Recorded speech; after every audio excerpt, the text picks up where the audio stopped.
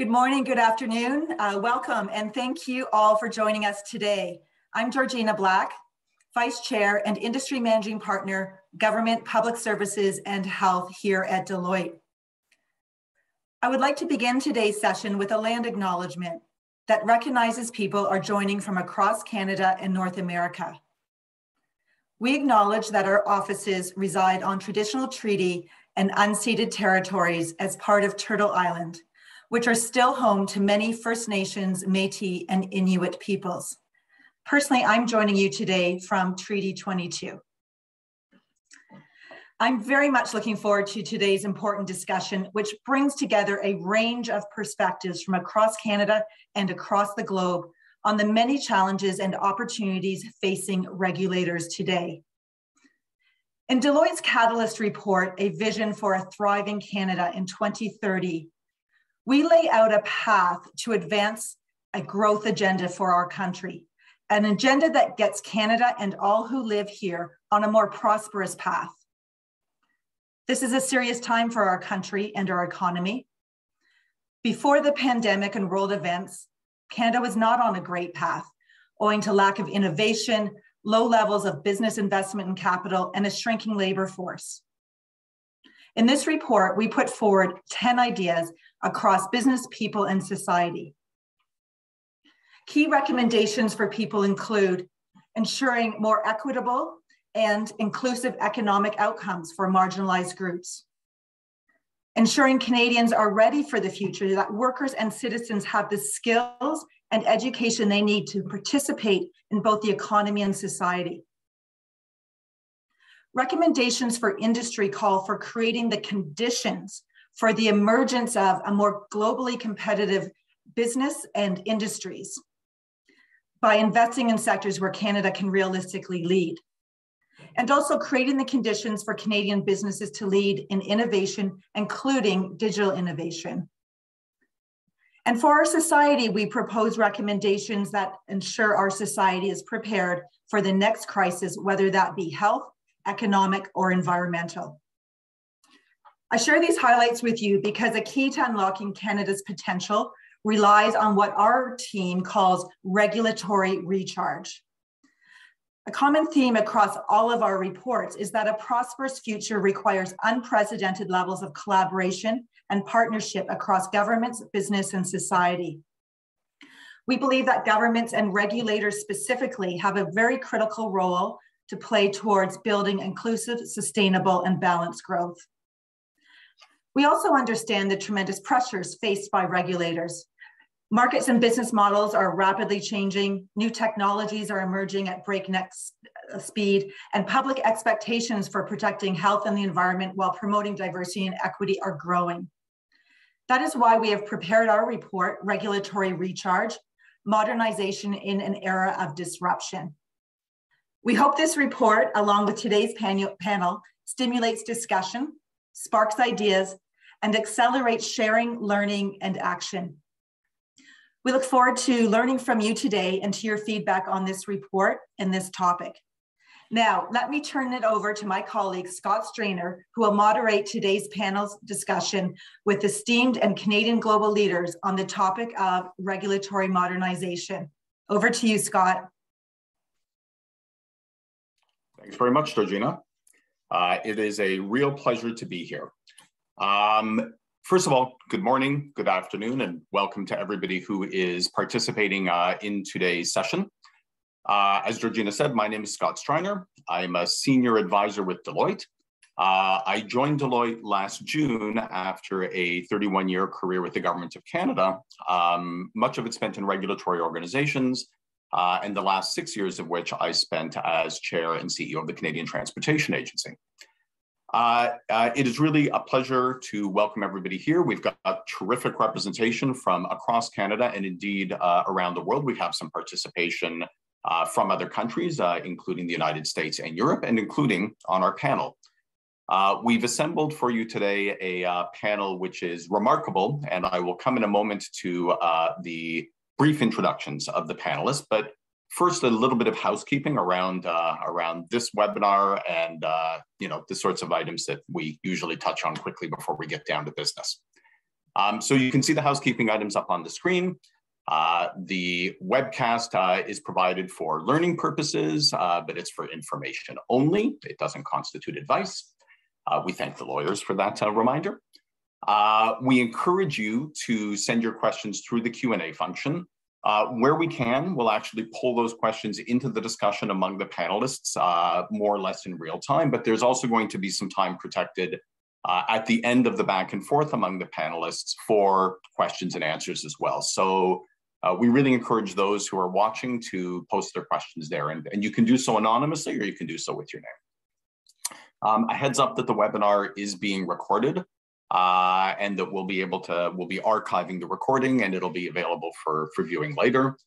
Et pour nos collègues francophones, la conversation aujourd'hui sera en anglais, mais si vous préférez d'utiliser l'interprétation sémantique, il y a un bouton sur l'écran que vous pouvez presser pour entendre la session, pour entendre la conversation en français. So with that, I would like to do a brief introduction of our panelists, and then I'll provide a short overview of the report that Georgina mentioned before we open it up for the main event, the panel discussion. So as Georgina said, we have really a remarkable panel with a breadth and depth of expertise and experience joining us today. Our panelists are Rumina Velshi, the President and CEO of the Canadian Nuclear Safety Commission, Leanne Hachey, the Executive Director for Regulatory Reform and Partnerships at Nova Scotia's Office of Regulatory Affairs, and Yvrande-Billon, who is the Director, Economic Market and Digital Affairs with France's telecommunications regulator, and also the Chair of the OECD's Network of Economic Regulators. We have Carlos de Regulas, who is a partner with Deloitte Mexico, and the former head of Mexico's National Agency for Safety, Energy, and the Environment. And we have Bill Eggers, who is a thought leader within Deloitte and head of Deloitte's Center for Government Insights in Washington, D.C. So as I said, really a remarkable panel of people with both expertise and also a great deal of practical experience and thought leadership in the area. Now, let me just turn briefly to the report Regulatory Recharge, which Georgina mentioned, and which constitutes kind of the jumping off point for today's discussion. We decided at Deloitte to prepare this paper on the challenges and opportunities that are currently facing regulators as a way of trying to pull together some of the best practices, some of the emerging innovations that we're seeing across the regulatory space, both in Canada and globally. And we did so because we think that the regulatory function is, in a sense, having a moment right now as we emerge from the pandemic and as we confront a range of societal and economic challenges, from climate change to equity issues, consumer protection, health and safety. We know that this is a moment where regulators are being called upon to really step up their game, to respond to a range of societal expectations and pressures. And we felt that this was, in light of that reality, that it was a good time to see if we could pull together strands from across the country and around the globe, and to try to succinctly articulate some of what we're seeing as a way of both assisting those in the regulatory space, but also stimulating a conversation. So the report starts with 6 challenges that we see regulators facing around the world. And many of these challenges aren't new. For those of us who have worked in the regulatory space for a long time, many will sound familiar. But some of them are new, or some of them are increasing over time as a result of technological and societal changes. And what's maybe new is also the interaction effect among them. This is creating a reality where really it's challenging to be a regulator today. So very briefly, the 6 challenges that we've identified are, first of all, businesses' concerns about the costs of regulation. Regulatory burden, the complexities, the duplication of regulation. Business has long raised concerns about this, and we see those concerns in many respects growing. The second challenge is rising public expectations. So even as business expresses concerns about regulatory burden, we see a decreasing tolerance among the public for regulatory failures. The public expects very high levels of health and safety protection, security protection, environmental protection. So we have pressure from business to not create too great a burden, and at the same time, expectations from society and from other stakeholders to ensure the protections are very robust. Layered on that, we have a third challenge around equity, diversity, and inclusion. We all know that over the last several years, between the Me Too movement, Black Lives Matter, demands from Indigenous groups for reconciliation and for action to address historical wrongs, that there are rising social expectations around equity, diversity, and inclusion that get layered onto the other challenges that regulators and public institutions generally are expected to respond to. Alongside all of that, we have tremendous acceleration of technological development, particularly in spaces like big data and AI, which can create real challenges for regulators who need to try to keep up with everything that's happening in the sectors that they oversee. And sometimes those changes are happening so quickly that regulatory frameworks become out of date or struggle to keep up much more quickly than was the case in the past. And the internal systems that regulators deploy have trouble matching what's happening in the external environment. On top of all of that, we have resource constraints, and we believe that those resource constraints are going to, if anything, become more significant as governments across the country and around the world start to try to control spending in light of the deficits that were accumulated to respond to the pandemic. And then there's our issues around cultural, organizational culture and people. Regulators have historically been seen as being fairly cautious. They tend to prioritize continuity. And that can sometimes be a challenge in a context where so much else is happening quickly. So we see these 6 challenges as being common for regulators. And we see the interactions among them and the fact that some of them are accelerating as creating a particularly difficult set of circumstances for regulators who are trying to discharge the responsibilities given to them by elected officials. But we also see the emergence of a set of opportunities, a set of best practices, of innovations, of strategies and tools that can help regulators not only meet these challenges, but indeed up their game, do their jobs, deliver their mandates even more effectively than they have in the past. And as you can see from the right side of this slide, we've kind of clustered those opportunities in 4 areas. So very briefly, we think that there are some strategies that are overarching, that kind of cut across all of the activities of a regulatory organization. These include things like making sure that effective governance arrangements are in place to encourage and to support evidence-based decision-making. It includes new, different, better ways of engaging with regulated entities, stakeholders, and the public. Taking advantage of technologies, taking advantage of tools that weren't available in the past to have ongoing conversations with those who are affected by and interested in the work of the regulator. Another overarching strategy is alongside ongoing consultation, ongoing engagement, to do regular assessments of the efficacy of regulatory frameworks and regulatory operations. Once upon a time, we used to do that periodically. We would kind of do that check-in, do that assessment. We think that it's much more appropriate in a period where the speed has increased so much, to be doing those sorts of assessments on a more ongoing or ex post basis. And then a fourth overarching strategy is to take advantage of things like human-centered design and behavioral insights, emerging academic fields that have really practical applications in the regulatory space. Beyond those overarching strategies, we've kind of got 3 buckets in which we've identified some key best practices.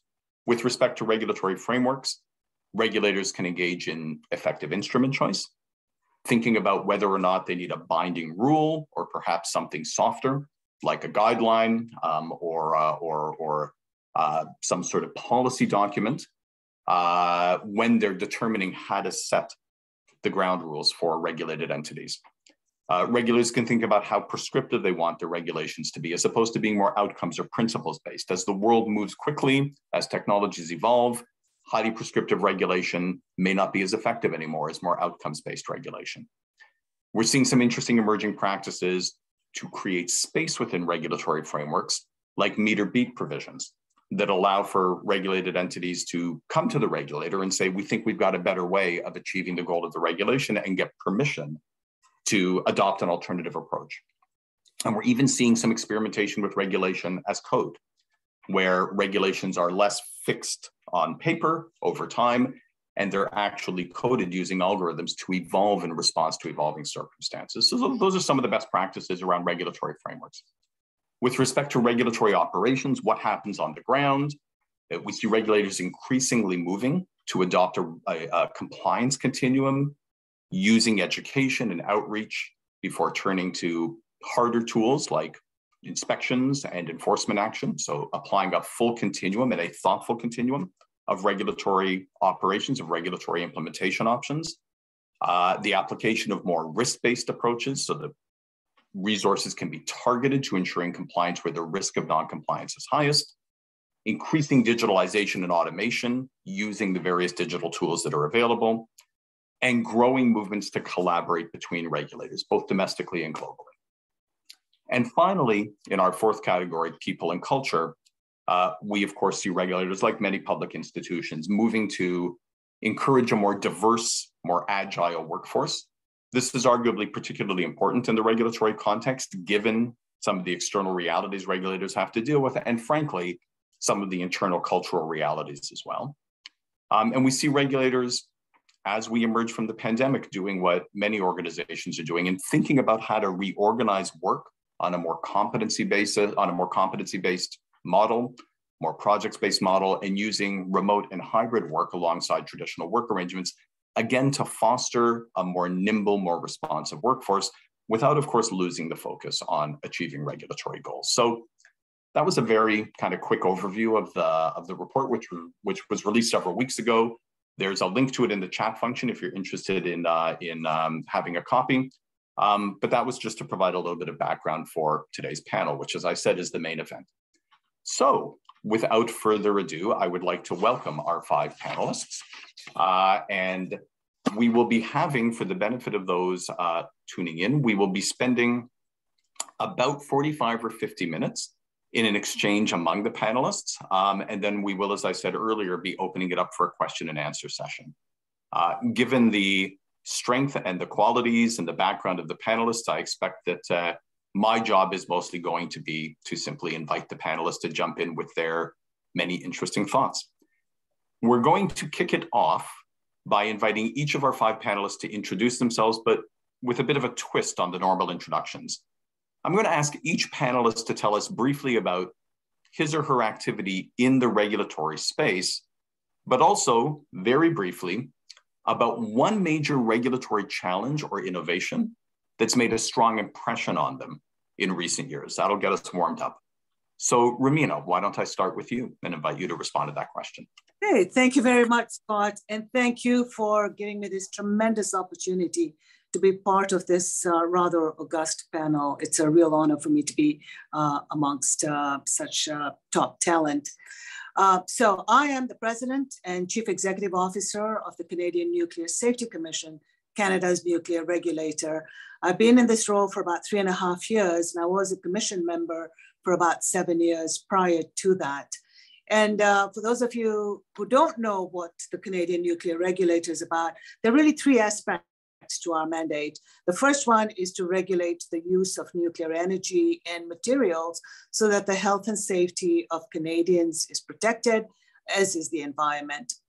The second one is Canada has entered into a number of conventions, kind of treaty-like international agreements, and our job is to make sure that those get implemented and that nuclear is only used for peaceful purposes in this country. And the third part of our mandate, which is really interesting, is to disseminate objective scientific regulatory information to Canadians, to really be the trusted source of all matters nuclear safety for Canadians. So a very important mandate, and particularly in Canada, which has one of the most complex nuclear fuel cycles, it is one that we are honored to have been given the responsibility to undertake. I have an organization of about 900 people across the country. And again, I wear two hats. I'm the CEO of the organization, but I'm also the president of the commission. And to the second part of your question, Scott, it really is one of the challenges that you highlight in your report. And the example I want to share with you is the commission had an application for an environmental assessment for a low and intermediate level waste management facility. This was a project undertaken by Ontario Power Generation over a 15-year period. And there was a joint review panel that was established with Environment Canada and the CNSC to review the potential impacts of this project. So after extensive consultations and hearings and days and weeks of interventions, the joint review panel came to the conclusion that with the recommendations that were being proposed, this project would not pose an undue risk to the environment and to the people, and approved the project. Well, this project was going to be constructed in a First Nation community. They carried out a referendum, and overwhelming majority rejected the project. It's not one that they would support. So the project got canceled. And so for me, it was, and so this happened in 2020, drove home how getting regulatory license is no way sufficient, and how important social license is, and that the need for early engagement, building long-term relationships, really understanding the concerns and interests of communities, and ensuring that there is an ongoing two-way dialogue is just imperative, and that we never want to get to this place after, as I said, 15 years of really hard work and really little to show for that. Thank you. Getting us started, Rumina. That's quite a story. We may come back to that. Carlos, why don't I turn to you next? Activity in the regulatory space and key challenge or innovation that's really made an impression on you in recent years.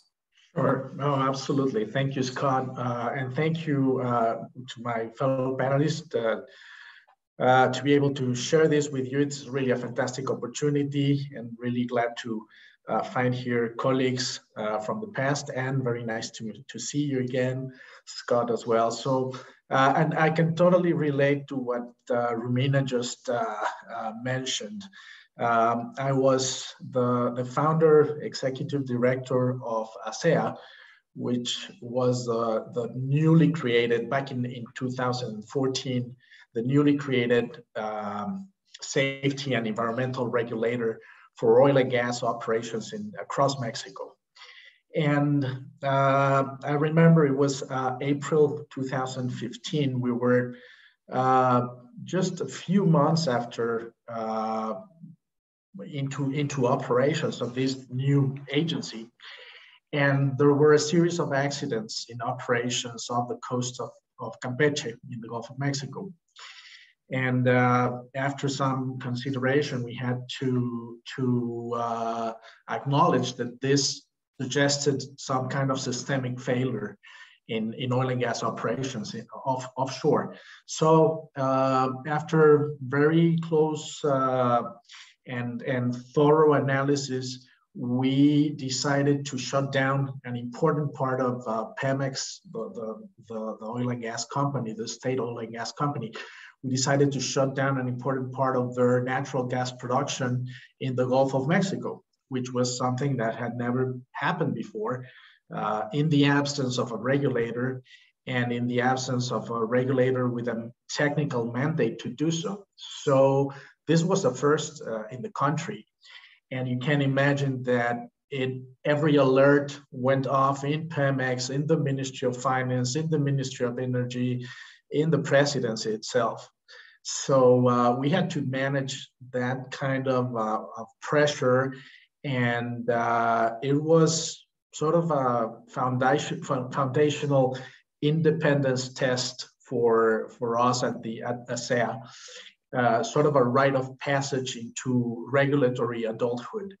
very early on in our operations. So yeah, it was something that really marked the future and the culture of the agency, and it will probably have some time to go into deeper detail on this, but it was something that I wanted to share as a relevant experience in the regulatory sphere. Thank you. Thanks so much, Carlos. Leanne, let's go to you next. Great. Thank you very much. Hello to my fellow panelists. It's a real pleasure to be here and represent the East Coast of Canada. For those of you who know where Nova Scotia is, we're on the East Coast of Canada, of course, but we're one of Canada's smallest jurisdictions. So we often say in the world of regulatory reform or recharge, we're really proud to be punching above our weight. Before I get into my regulatory insight, I just want to talk a tiny bit about my background, because I think it really does relate to what my insight is. So for more than a decade, I was in charge of the Atlantic chapter of a small business advocacy organization, and literally spent thousands of hours sitting down with small business owners in every industry. So I was knee deep in sludge on farms, I was in dry cleaning operations, I was in convenience stores, you name it. And in all of those discussions, the number one issue that small business owners told me about was their lack of a relationship with government, and how that lack of relationship personified itself with an overwhelmingly complex web of rules that really didn't make sense to them on the ground. I heard this day in and day out. So in 2015, when I was tapped in the shoulder to help establish a new office in the government of Nova Scotia to oversee regulatory reform, I was like, Jesus, I got to put my money where my mouth is now. I've been complaining about this for a decade, and I gotta step up and show how we can create a better environment. So our office was created about 7 years ago. It's a central agency. We report directly to the Premier, who is our minister, and our mandate is to improve Nova Scotia's regulatory environment. We're a really small team, only 15 people. So we decided to focus our efforts first on improving the regulatory environment for business. I would say the biggest insight or innovation our office has had is developing a way to quantify the impact of individual regulations. Why that was so impactful is all of a sudden we were able to shine a spotlight on awesome work that was being done but wasn't being communicated, because there wasn't a good way to communicate or articulate the impact of the business community. For example, moving services online would have been a throwaway line in a press release prior to our office being established. Using what's called the standard cost model methodology, we were able to take that throwaway line and say, it actually is going to save the industry $2 million a year by moving this service online. Another example would be moving to virtual meetings, something which Nova Scotia just did, I think, 2 weeks ago. Rather than, again, that be a throwaway line in a news release, because we could quantify the impact of that change, we could say it's going to save businesses $4 million per year. And it's not just on the economic side where we're quantifying some impacts, we're also doing it in the social side. So we've taken the next step to apply our experience to the world of physicians, because in Nova Scotia, like most jurisdictions in Canada, we're really struggling with the delivery and efficacy of healthcare. So we're starting to look at the kind of unnecessary burden we place on physicians and begin to alleviate it. So now all of a sudden, improving a form that would have taken one physician 10 minutes to fill out numerous times per year, we could reduce that time by 30%. Again, in the previous world, that would have been a nothing. People wouldn't have understand the impact. Being able to quantify those results means that we can say that one small change means that 5,000 more patients can be seen by physicians this year. So I would say the ability to quantify the impacts of work that government is doing to improve the regulatory environment is our biggest innovation, and it's allowed us to achieve the results we've had to date. So thank you very much. I look forward to the discussion. Thanks very much, Leanne. And let's go to you next. Yes, good afternoon or good morning. I don't know, it's the evening in France. And yes, so I'm in Paris. I'm very, very glad and honored to be here. So thank you for the invitation. My activity in the regulatory space. Well, in a few minutes, I've been working in the economic regulatory environment as an economic regulator for more than 10 years. And if we do not count my years as an academic researcher working in industrial organization and more specifically competition economics. But so first, I've been in the French Competition Authority in the chief economist team, and then in the merger and acquisition department. Then I was appointed as vice chair of the French Transport Regulatory Agency, which regulates railways, but also coach transport services and part of the airport economics, the fees especially. And since 2020, I'm the director of the economics, market and digital affairs of the French regulator of economic communications, postal services and press, named ARCEP. So ARCEP is an independent administrative authority. It reports to the parliament, but it's independent from any stakeholders and from the government. It is usually called the telecoms watchdog, and it was created 20 years ago in 1997 to shepherd the process of opening the electronic communication sector up to competition and enable new operators to emerge alongside the incumbent for the benefit of users. So that's the main goal. To finish my presentation, I'm also the chair of the OECD network of economic regulators. This network, called NER, promotes a dialogue between over 70 regulators from across the world that operate in different sectors like communication, energy, transport, water. And so we will come back, I think, on that, but it's a group and where the members share their experiences, their challenges, their solution, innovative solution, and together try to define the best way to become a world-class regulator.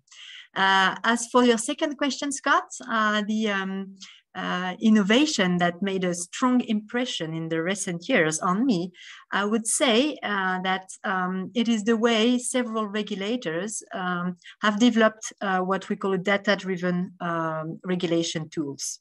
And it is pretty much related to Leanne's words. So many regulators have started in a traditional way to collect data. They have started to by data requests, very traditional one, let's say.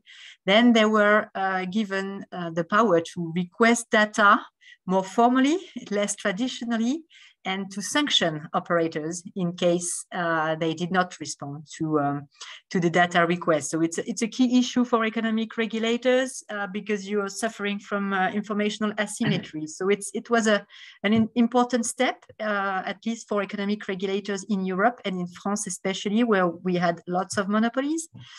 And more recently, and this is the innovative aspect I want to highlight, they have developed these regulators, whether the transport regulators or the telecommunication one, but also it's also true for the energy regulator. Innovative tool, like crowdsourcing application to get data from the users, from the consumers directly. Whistleblowing platforms in the same spirit to get data from the users, but not only final users, as we say, not only consumers, but also business enterprise. Let's talk about developers of application when we look at the way to regulate platforms in the digital environment. These regulators also developed resources to be able to collect big data and crunch data. And they've also tried to recruit data scientists to be able to crunch again and analyze all this data. So I think it's a major trend for economic regulators to develop such kind of resources and help them reduce the informational asymmetries, be able to have a more precise knowledge and view on the markets they regulate, on the actors they regulate, but also on the consumers and the users for the benefit of which they regulate. Thank you so much, Anne. Seeing some emerging themes, but also a whole lot of different kinds of approaches. Bill, let's finish off with you. Great. So hi, I'm Bill Eggers. I'm the Executive Director of Deloitte's Center for Government Insights, which is a global think tank within Deloitte, where we produce about 60 studies a year on government management, technology, regulatory, other sort of trends like that.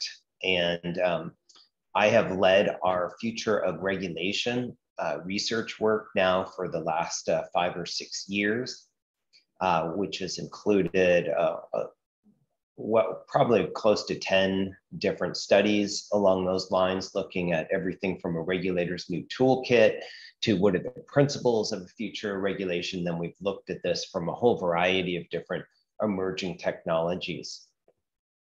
I also led our development of our team of a major report we put out a few months ago with the World Economic Forum on Technology Governance 2021, where we looked at how do you do governance and regulation for a lot of the emerging technologies which are proving more difficult to do that with, everything from drones to AI to autonomous vehicles. And lastly, I've served for the last 4 years now, actually, on the World Economic Forum's Agile Governance Council. And we've been looking at regulation in particular, and technology regulation, particularly around a lot of these emerging technologies. And we're about to issue another report on that subject just in a few weeks from now. I think one of the areas we've seen a lot of progress in different areas around regulatory reform and modernization. One of the ones that I find really interesting is around optimizing inspection and enforcement efforts using AI and big data analytics. I think we've seen a tremendous amount of progress all over the world in that area.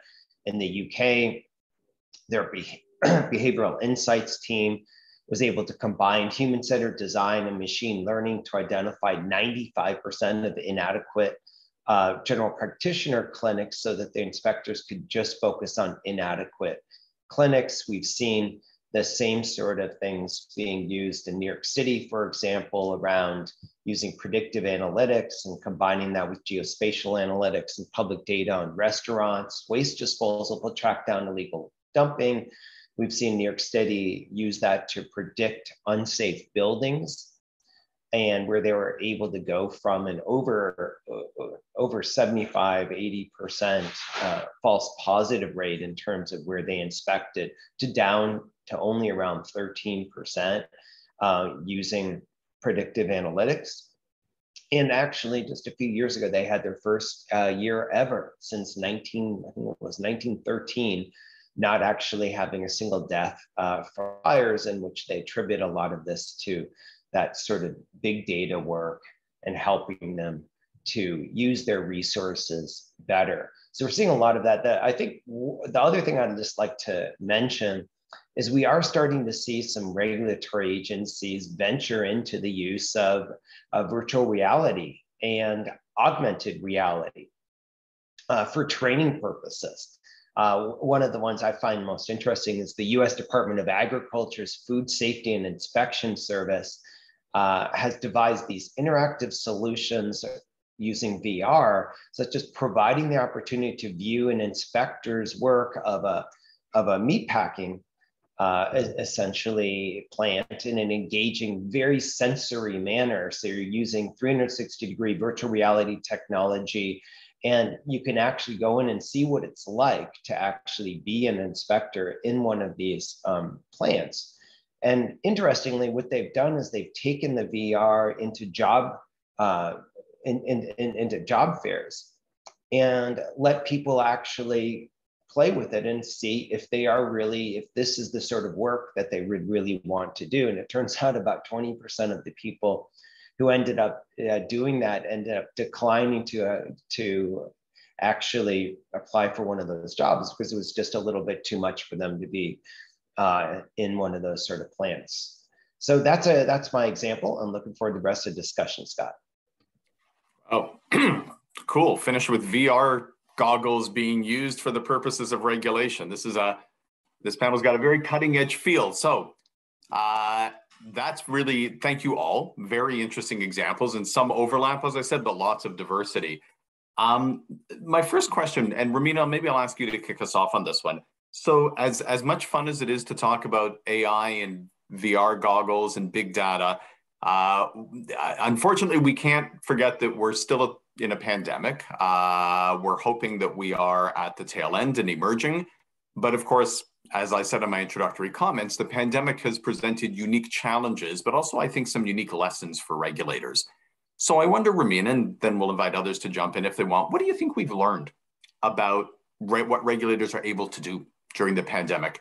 And I guess I would just ask, I'll throw the follow-up in now, which is, and is there a risk that we're going to forget some of those lessons as, fingers crossed, life returns to normal and the sense of crisis and pressure maybe starts to abate? What do you think, Rumina? Okay, thank you for the question, Scott. And I'll give you the nuclear regulator's perspective, and not just the Canadian nuclear regulator, because what I want to share, my counterparts across the globe have fairly similar sentiments. When it comes to expectations of regulators as a result of the pandemic, I think one that we see very much forefront is that of agility. And so if you think about the pandemic and crisis and the need to have more streamlined approval processes, et cetera, we're seeing that in our space as well. Talk about the climate crisis, nuclear is going to play a role. You can't do things the old way and take 10 years to grant a license, for instance.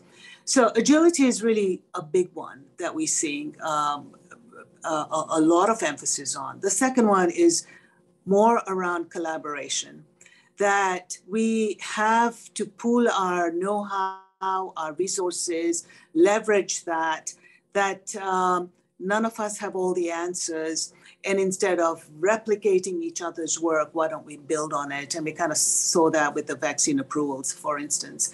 And we're seeing that spilling over on ours. And the third one maybe that I want to emphasize is around, and one can never say this often enough, around effective communication. And particularly when it comes to tackling misinformation. And so I think from the pandemic, we see that. And when you think about vaccine hesitancy and people's perception around nuclear power, they are, the charts look identical. Even the gender distribution on who supports vaccines or who supports nuclear power, it's identical, and which is quite interesting. But what it shows is, one, that sound science is not adequate. I'll just go quickly through a few things. Sound science is not sufficient.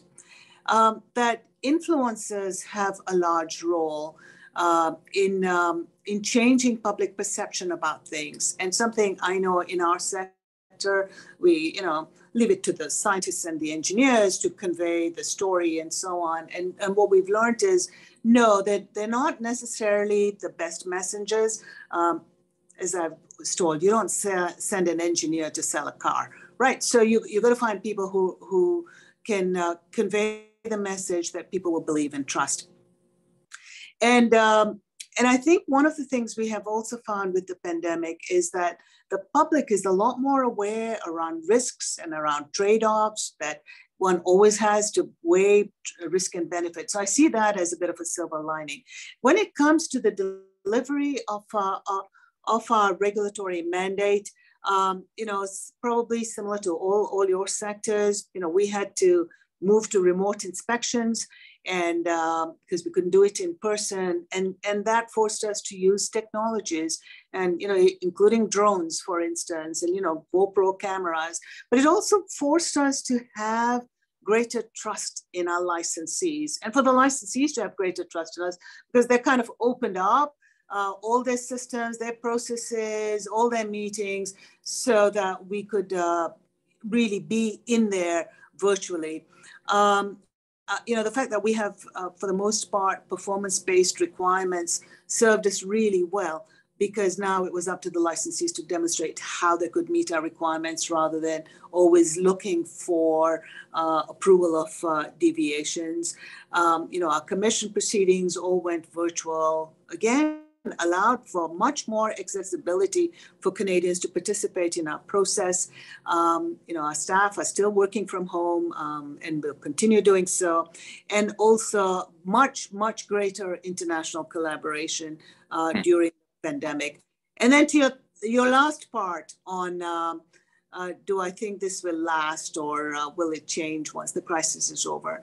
The fact that we've been doing this for 2 years, I think the benefits are so entrenched, certainly in our sector. I think those great changes are here to stay. It's an encouraging note to finish on. Thanks, Rumina. Carlos, what do you think? I totally agree with what Rumina just said in terms of the need for agility, adaptation, flexibility. I think all businesses, and that includes the regulatory business as well, we have had to adapt to these new conditions. And there are benefits to that. I would like just to expand a little bit on what Rumina mentioned about international cooperation. I think for me, one of the main lessons from the pandemic is the very strong need we have for more streamlined global cooperation on global issues. Regulatory cooperation on global issues. I think the world was not ready to cope with this pandemic, not in terms of how the different countries approached the issue, and in terms of the mechanisms that were globally established to handle such a complex problem. And the fact of the matter is that we did not do well as a planet in managing this pandemic. Could have been worse, I don't know, but it could have been better without any doubt. And so the reflection goes beyond that, this pandemic and globally health issues and how we're going to coordinate to manage health issues from a regulatory perspective. It goes to other global issues, the climate crisis, obviously, cyber crime, obviously. So the point I'm trying to make is that if we have learned something from the pandemic, is that we need to be better prepared to cope with these global risks. And there may be some thought that needs to be given to the refurbishment of global institutions that handle these issues, and probably a different level of regulation, moving from national regulations to supranational regulations and institutions to handle global issues. I will leave it at there. Provocative thought. I'm going to turn next to Anne. I see all hands are up, but talking about global cooperation. Anne chairs a group of 70 regulators from around the world, so she can tell us now how that's going on the international cooperation side. Anne. No, I totally agree, obviously, with the need for strengthening cooperation and having less costly as possible cooperation, because there's also a cost to take into account when you need to cooperate. You need to understand each other, know your own duties and missions, but also need to understand the others' particularities, and so there is a cost, especially when you have to deal with a crisis. So you may want to orientate your resources to urgent issues, and you may not want to use them for cooperation at a broad level, because you have to make some trade-off.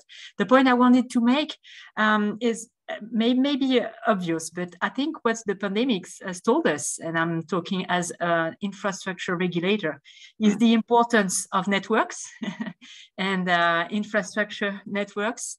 It has shown not only the regulators, obviously, not only the public decision makers, but users, how crucial it is to build and maintain high quality and resilient infrastructure and networks. It's true for electronic communication, obviously, postal networks, postal services networks, transport networks. In some countries, rail services have been used to carry some people who were sick and from one hospital to another.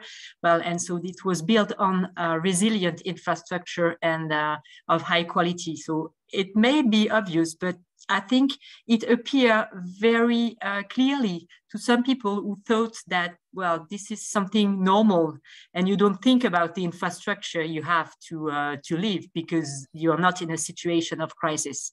That's the point I wanted to make. Thank you very much, Anne. It's your comment about resilient infrastructure raises a whole series of questions about how regulators might, help to ensure that, but we'll circle back to some of that. Bill, let's go to you next. What do you think about what the world looks like for regulators coming out of the pandemic? Well, I wanted to jump in on a couple of the earlier comments that were made. And so first of all, in global cooperation, that was one of our 10 major government trends of our trends report that just came out recently. That's in the chat. But we are seeing in the health arena, the global health arena, not surprisingly, a lot of collaborative efforts underway to create early warning systems to identify and assess risk of disease outbreaks. We're seeing a lot of efforts to accelerate innovative research around disease prevention, treatment and management, vaccine development, and so on. And then thirdly, to ensure equitable health outcomes across the globe. And so working with organizations like the UN, the World Bank, the Modernization, and others. And then we're seeing a lot of this happening regionally as well. The other area that I wanted to jump in on is the notion of engagement and communications. Again, that was another one of our 10 biggest trends we've seen around the world this year around designing for inclusive engagement. Dealing with the issue of misinformation, disinformation, and the lack of trust very often in the information given by government. A number of interesting things there. I like talking about Taiwan because I think Taiwan had one of the very, very best sort of responses early and throughout to the pandemic. They're considered a ideal sort of case. In the early days of the pandemic, when there was very little reliable information, Taiwan faced this massive wave of online rumors, disinformation that could really derail its efforts to respond to the virus. So to try and get trustworthy information out quickly and make it as sticky as possible, make it as sticky as misinformation was, it actually formed these creative teams in government ministries to make memes to challenge disinformation in what they called a humor over rumor campaign. So they used humor for it, but they also responded in almost real time for it. And it was very successful, and they got the community involved in it and so on. And then when you look at also inclusivity, I think what governments are increasingly understanding is that they're not always the best ones to reach different communities and to engage these third-party conveners and integrators. One of the people I interviewed recently was Alma McCormick. She's a Messengers for Health, which is an outreach program on the Crow Reservation in Montana. And she talked to us about how the key to building trust is really meeting people where they are, not only geographically, but also digitally, via social media and videos, and emotionally, by really listening, offering words of comfort. And they've trained messengers to work in their own communities where they're known and trusted. And so they act as a really important sort of conduit for government information, health information, and others where they can have that sort of community engagement that's more difficult, I would say, for another entity to do. And a similar community model has also been used in New Zealand by working with the Maori population to engage the community on vaccination, on COVID safety, and other areas. And I'll put a link to those in the chat. Thanks so much, Scott. Thanks very much, Bill. Leanne, let's go to you. Great, thank you. I'm going to take the global theme and make it really local.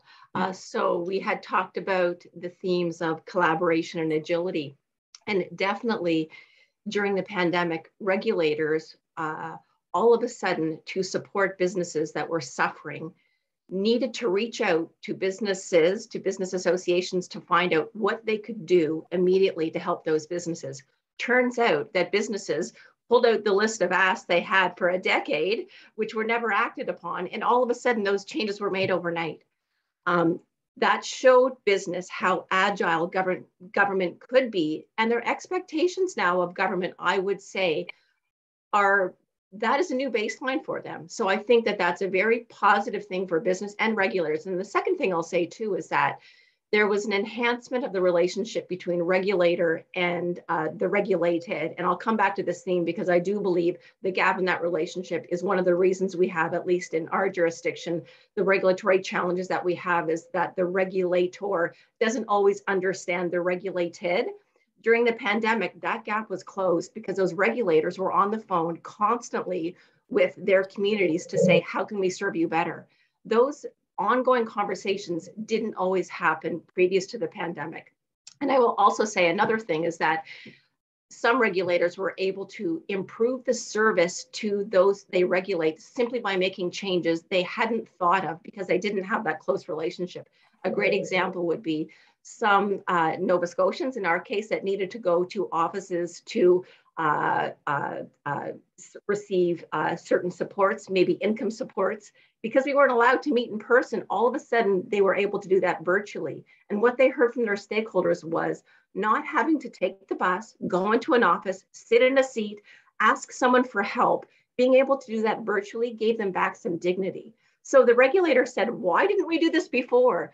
We're going to maintain that change because it's important for us to be close to those we regulate. And if we can regulate in a way that better serves them, and in some cases restores some dignity, we should do that. So good on them that they kept that practice in place. Thanks, Leanne. So that was a very encouraging sort of round of comments in the sense that I think everybody pointed to some interesting changes that have evolved, and you've all expressed a level of optimism that we'll be able to build on that. I'd like to sort of take that and think a little bit about organizational culture and talent. You know, and as I said in my comments, there's at least a perception that regulators have historically tended to be on the cautious end of the continuum in terms of, you know, innovation and change within government. And it may be that, you know, that already had started to change before the pandemic, and the pandemic's accelerated it.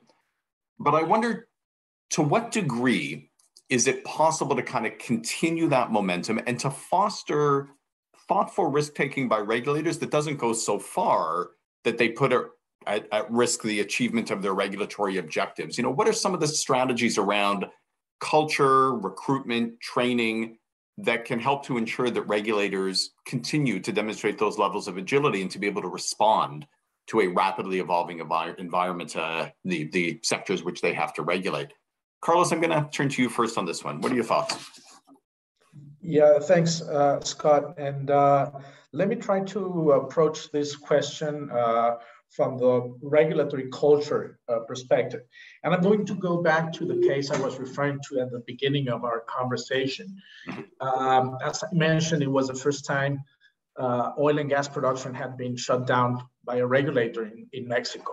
And we were under very heavy pressure to restart. And obviously, we're very hesitant about the risk of further accidents, obviously. So we focus on trying to define the conditions for restart as a question of full responsibility and accountability. And this is where I think where the cultural regulatory culture difference was established. In a business as usual approach, I think we would have asked for all the engineering and technical documents, and we would have spent months analyzing them and going back and forth with Pemex without, I think, ever feeling comfortable to issue the instruction for restart, considering the inherent responsibility of the decision over further accidents. So instead, we decided to approach the issue under a new regulatory philosophy based on the combination of trust on the regulated entity and full accountability. And so we allow the company to determine the operational and engineering changes needed to manage risk and imposed on them full accountability backed by criminal liability, actually.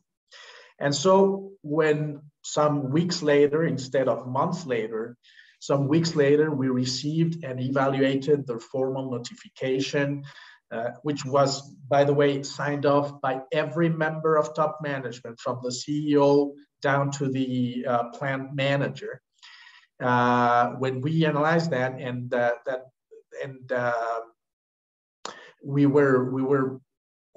they mentioned that they were ready to resume operations, we analyzed their proposal and actually felt pretty confident on the robustness of their plan. And we also felt pretty confident on the decision because it was not a decision taken by the regulator authorizing restart and assuming the responsibility, but instead what happened is that we transferred full accountability to the company over the conditions for restart. As I said, instead of assuming the responsibility of a decision that really surpassed our capacity and our actual mandate over operational decisions. So I think the change here on this example is that trust, along with undiluted responsibility, allowed for a more nimble regulatory process and sound risk management and the optimization of downtime for strategic economic activity. Thanks, Carlos. Now, what's interesting is that all happened in the early days of your organization, right? So you were able, in a sense, to shape culture through an early experience for staff. I'm going to turn maybe next to you, Rumina, and ask about that, because you, in contrast, oversee an organization with a long history, and also one which is in a space where public tolerance for risk-taking is probably exceedingly low. So what do you have to say about risk-tolerant or intelligent risk-taking cultures, particularly within the context that you're familiar with? So I think you've really nailed it, Scott. I mean, you know, in the business we're in, we can't. Being risk averse is the right mindset to have, but that applies to the nuclear safety aspect of it, the core of the plant. We then extrapolate that to all aspects of our business, that there is zero tolerance for any uncertainty or any risk. And it's those areas that we really are trying to address, that you have to, you know, so we're trying to enable a lot more experimentation, for instance. And maybe I'll give you a specific example. So right now there is growing momentum of introducing small modular reactors in Canada. And, you know, these could be a game changer if they deliver on what they're promising. And, you know, it's been 30 years since we licensed a new nuclear power plant. And the world has changed so much since then. And we've talked about societal expectations, for instance, that we can't depend on how life was before. And so it's how do we move forward? And one of the things we're looking at is for these small modular reactors, especially if they're going to be in remote communities, that maybe we want to look at a fleet approach for licensing them as opposed to project specifics, more like a product one, something we've never done. But we now, as I said, we've got this sandbox. We're trying to bring players together and see what could this look like. We've also established a working group. It's called DIET. It's disruptive, innovative, and emerging technologies. But it's really to allow folks in my organization to scan the environment, see what's coming, and try to be in a state of readiness. I was really excited to hear some of the things Bill was talking about around virtual reality, around artificial intelligence. And so we, in taking small steps on the AI front, because we, when it comes to inspections, we now know that you want to make these risk informed, really pick the ones that need to be done so. And now we've got this mega data that we can use and the analytics to go with it. So again, on this front, very optimistic, Scott. We're taking small steps, but we're also quite, we're fortunately in a hiring mode that we're picking folks with very diverse perspectives who are going to challenge the status quo and agitate things. And I think, it'll force the change. Otherwise, we will not be able to keep up with what's expected of us. Interesting combination of internal strategies, but also some hiring strategies as well, eh? Yeah. Leanne. Thank you. Just, I'll make one brief comment, and that is going from cutting edge AI to real old school. Part of what we've learned is, again, that relationship between regulator and regulated is that the service component of that relationship can be missing. And I'll just point to the area of inspectors. So inspectors, for the most part, have been hired out of a somewhat sort of military-like background and often have been trained to focus first on enforcement as opposed to service. What we hear from businesses is that they want to comply with the rules where they can, but they need help and assistance in doing so. So what we're trying to do with some of our inspectors, and it's happening actually over the next few days, is providing those inspectors some customer service training so that they can provide support to those who really do want to comply. They just need some help in doing so. So recognizing who the face of government is to most citizens, or at least in this case, most businesses, regulators are the primary interaction for some businesses. That's the interaction they have with government. And if that inspector goes in with an enforcement, perhaps a bit of an attitude, because that's the training that they've been provided, it really does leave that business with a sense that of that relationship being broken between the regulated and the regulator. Thanks, Leanne. I'm going to circle back in a moment to some of those questions around relationships with stakeholders, but I do want to zero in a little bit on technologies and the use of some cutting edge approaches, which Anne and Bill, both of you have referenced, to kind of regulatory operations and to targeting activity and being more agile. So Anne, why don't I start with you? I mean, you started to talk about this in your introductory comments, data-driven, the use of new and better approaches.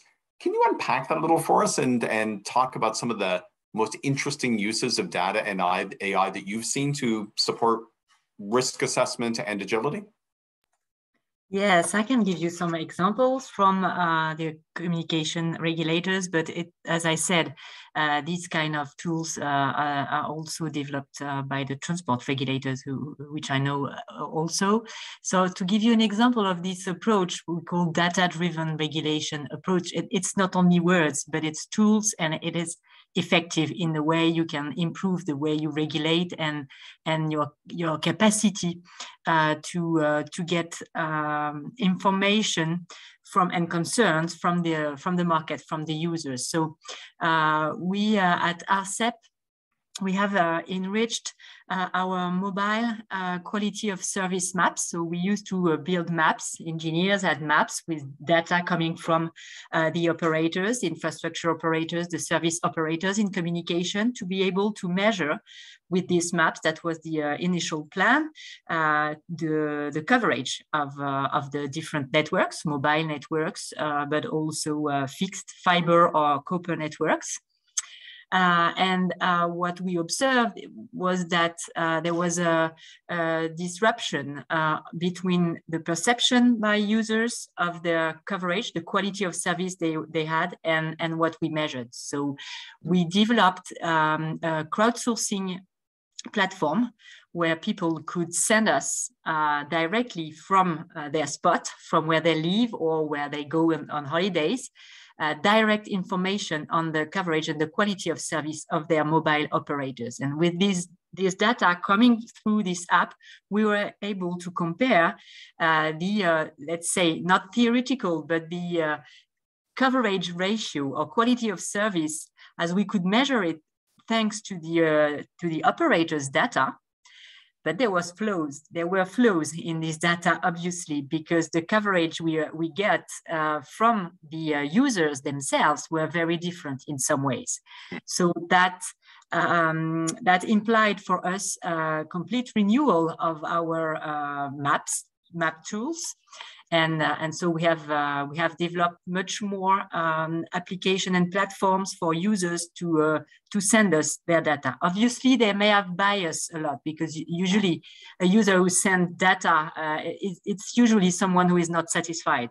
So you may have some biases, you have to control that, but the starting point of that is that you observe that, well, you need to control the quality of the data you receive, and you have tools to do that. So that's an example, the development of a crowdsourcing platform. We also developed a platform on the website called J'alerte l'ARCEP, so a whistleblowing platform. At the starting point, the beginning, it was for users or either consumers or companies, operators, clients from telecommunication operators, or also the postal clients of the postal operator, to signal any difficulties they could have with their networks, with their coverage, with their operators. And so we recently integrated in this platform a possibility also, as I mentioned, for application developers to signal to the regulators the difficulties they could experience with the platforms, with the GAFAM, or with the different digital clients or sellers they are in relation with. So this is another example. We are trying also to develop, we would like to develop such kind of issues for environmental aspects. We would like to get data on the environmental impact of digital services. So that's also not only a tool, but more a topic on which I think we need to be, as regulators, innovative. Take into account the environmental impact of our action and of the infrastructure we regulate. So this is something I have in mind also as an important stake for the future. Not only to have an objective of developing networks, developing infrastructure, developing usage, but be aware of the impact of these infrastructures and these new usage or increase in usage on the environment. Quick follow-up for you, Anne, and then over to you, Bill. Turning from the internal to the external, did you run into resistance from regulated sectors to your use of crowdsourcing and of kind of real-time input? I mean, I wonder, that's a very non-traditional way of gathering data that I suspect some of the regulated companies might be concerned would then be turned against them. Yeah, they contest. So you need to be very strong and have good resources to be confident in your data, or at least not to use them too much. As I said, you have to be aware that there are biases. But what it showed to us was that the data we get, the primary one, let's say, the gross data we got from the operators were not good enough. But that does not mean that we thought that data coming from the crowd were very good either. Right. So you have to be aware of the flows from each of the data coming from each side. But now we have tools to develop, and the maps we're able to do now are much better quality, and there are fewer and fewer differences between the perception and the quality of service coming from users through the platform and what we are able to measure and to show on the maps we provide to the community. Very interesting. Very interesting. Thank you, Anne. Bill, you know about all things cool that's being done with that are being done with data and with technology in the regulatory space. What do you think? Yeah, so we've published literally more than 24 studies and massive data analysis looking at government's use of AI. And this is an area where I think a lot of regulatory agencies have actually played a real leading role within government. And actually some of the first real use cases of this have been in regulatory agencies. And a couple examples here, and we talked about fake news before and other things, but you find that when you look at the rulemaking process, I'm sure everyone here has found that they get a lot more comments than they did in the pre-digital age. And increasingly, organizations, even individuals, are using bots to post fake comments to amplify their positions. Right. And so bots were responsible, for example, for in the US, for more than 22 million comments when they put out a call by the FCC, or Federal Communications Commission, to consider repealing net neutrality protections. So what the FCC did was they used analytics and AI to identify and combat such activity. They analyzed the 22 million net neutrality comments. They used text analytics or natural language processing techniques to cluster them into groups, identify similarities in structure and word language. And they discovered then hundreds of thousands of comments with absolutely identical sentence and paragraph structure. And that's just really one example of the use of NLP by regulatory agencies. We've also seen it being used by securities regulators to look at essentially potential problems in the disclosure reports of companies charged with financial misconduct.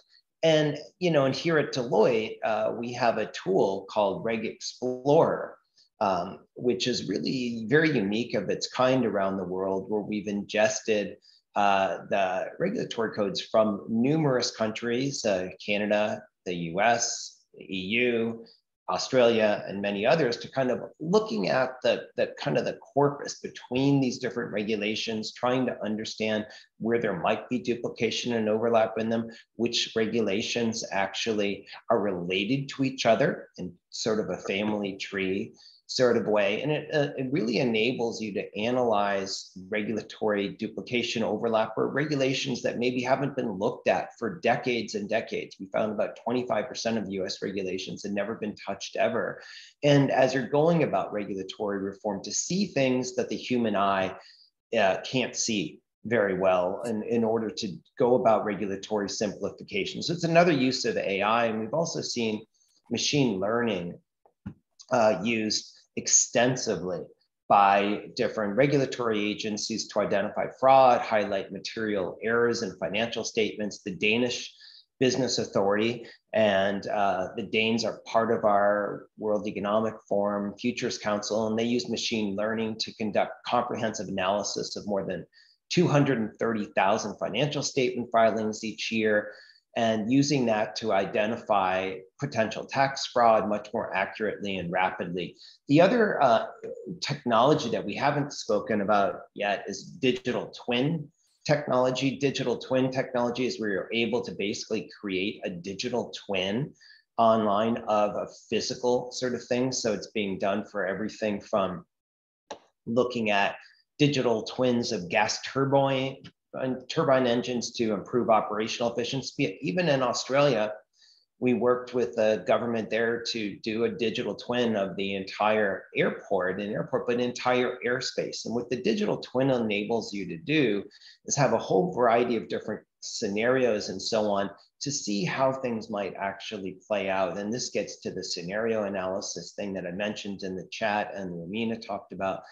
Really is going to give regulators all sorts of opportunities to play out a variety of these scenarios and to be better able then to respond to the future, because you've already kind of looked at a lot of the possibilities that are happening. So really excited about that technology also. Thank you, Bill. I just took a look at the clock and realized that we are into the home stretch already, and there are so many different angles and questions that we could continue to discuss. But what I'd like to do is, for a final question, is pick up on something that's been posted by one of our attendees in the Q&A function. There are two questions there. The first one relates to Deloitte's footprint in South America. I think we'll leave that one. We're happy to respond to that on a more bilateral basis. I'd like to turn to the second question, but maybe reformulate it just a little bit and give each of you a chance to respond briefly before I hand it back to Georgina for a wrap up, and it will have to be brief. We have about 5 minutes. But the question essentially asks about, as I read it, how regulators can deal with the rapidity, with the speed of development and adoption of technologies by the industries that they regulate. So there's a speed dimension to this question, but there's also a trust dimension to this question, which I think is very intriguing. You know, it's not just a question of how do regulators keep up with the regulated sectors, but also as they seek and digest a lot of data, how do they ensure that the public and that regulated sectors are comfortable and trust them in their use of those data? So I'm going to give each of you a chance to kind of respond briefly on both of those points, kind of the dealing with speed and also dealing with trust issues. You know, and if you can think of, you know, one or two things that regulators can do over the next 5 years to deal with those twin challenges of speed and trust during an era where we're not going to have a pile more resources to actually achieve our mandates, that would be a terrific way for us to wrap. So Carlos, I'm going to turn to you first on this one, and then I'll go around to each of the other panelists. What do you think? Sure, thank you. Scott, I think, yeah, let me approach the trust part of your question. And I think a good basis for this is the work by Professor Christopher Hodges on ethical business regulation. I think it's a very good reference for this conversation around trust. And it's all about encouraging people and organizations to comply with regulations by behaving ethically. And what Hodges' proposition is that people will obey rules when two things happen. People perceive that the rule has been made fairly, and where people perceive that the rule is applied fairly.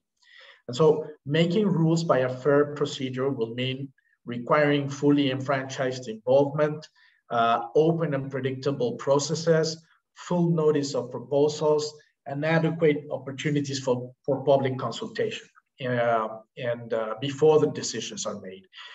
And of course, applying rules fairly will mean ensuring that that wrongdoing is identified and that the responses to wrongdoing are applied proportionately, fairly, and consistently. And I do believe that these two concepts of fairness around the regulatory process may provide a background for a new way to engage with different stakeholders concerned by regulation.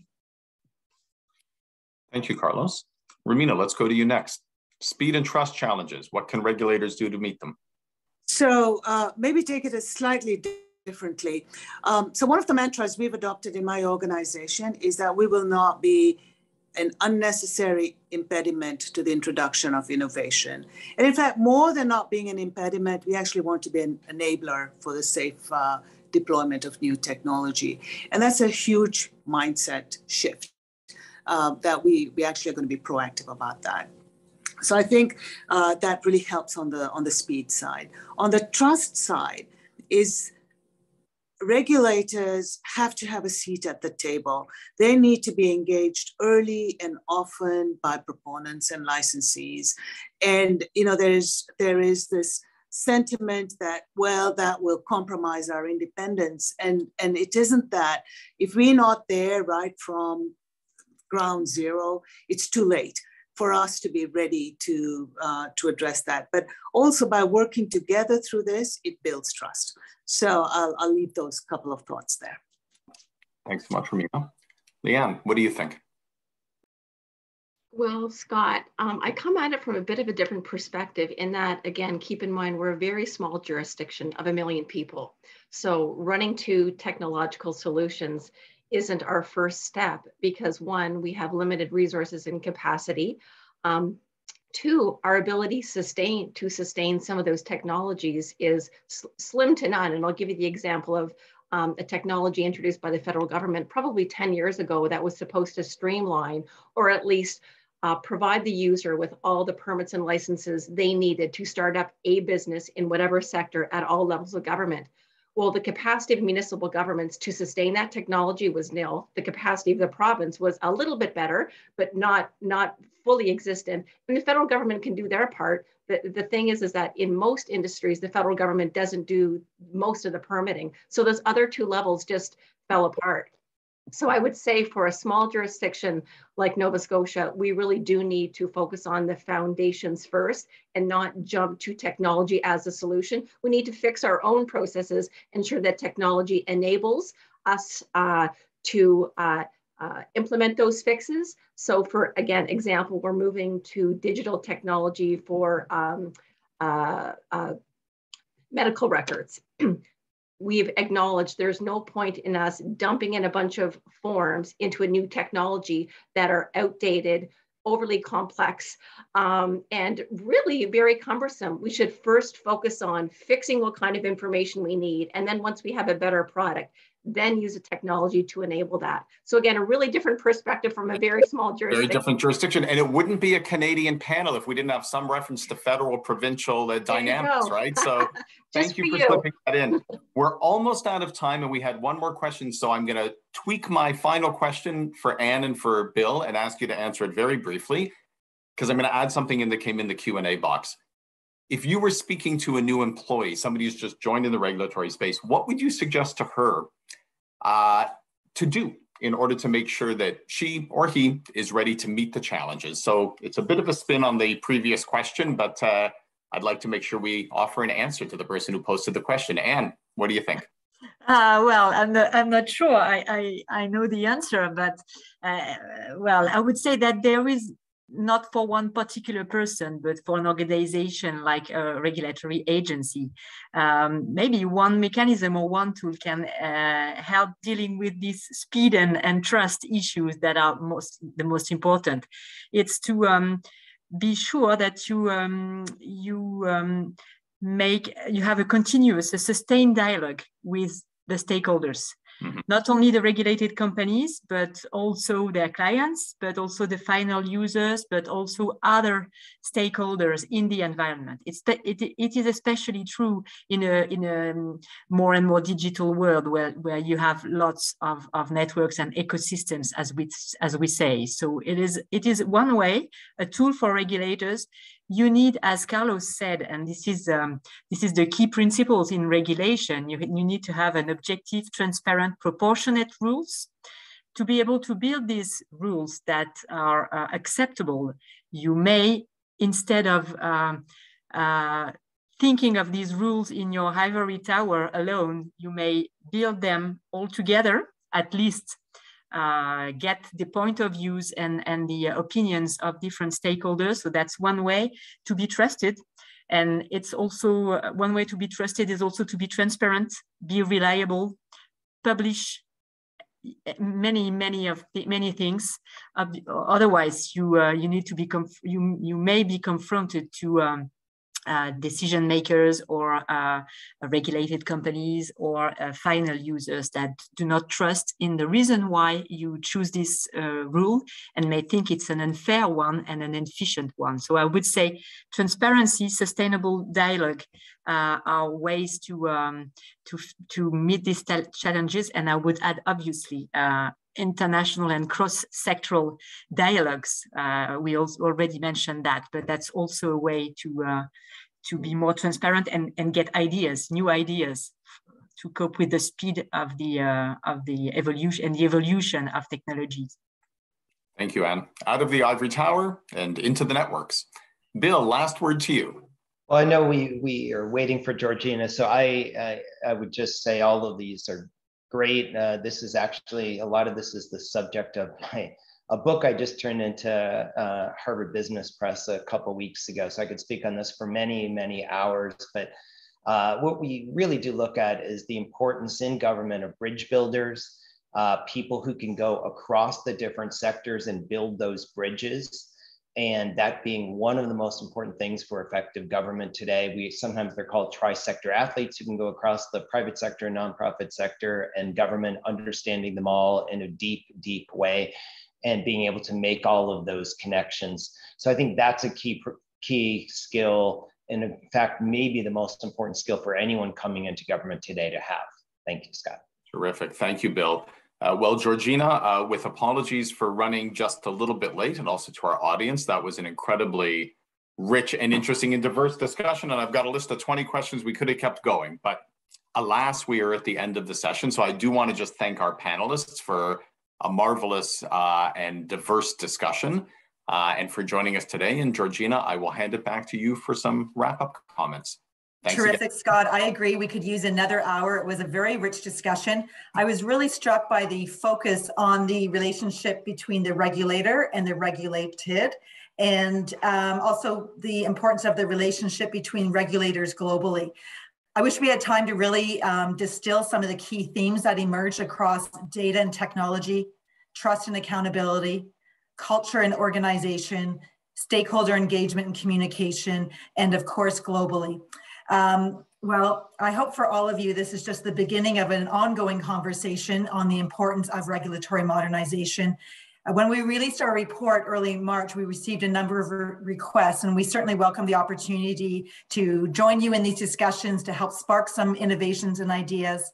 Following today's webinar, you'll receive a follow-up email with a link to our recent regulatory recharge report, as well as contact information if you'd like to be part of follow-on discussions.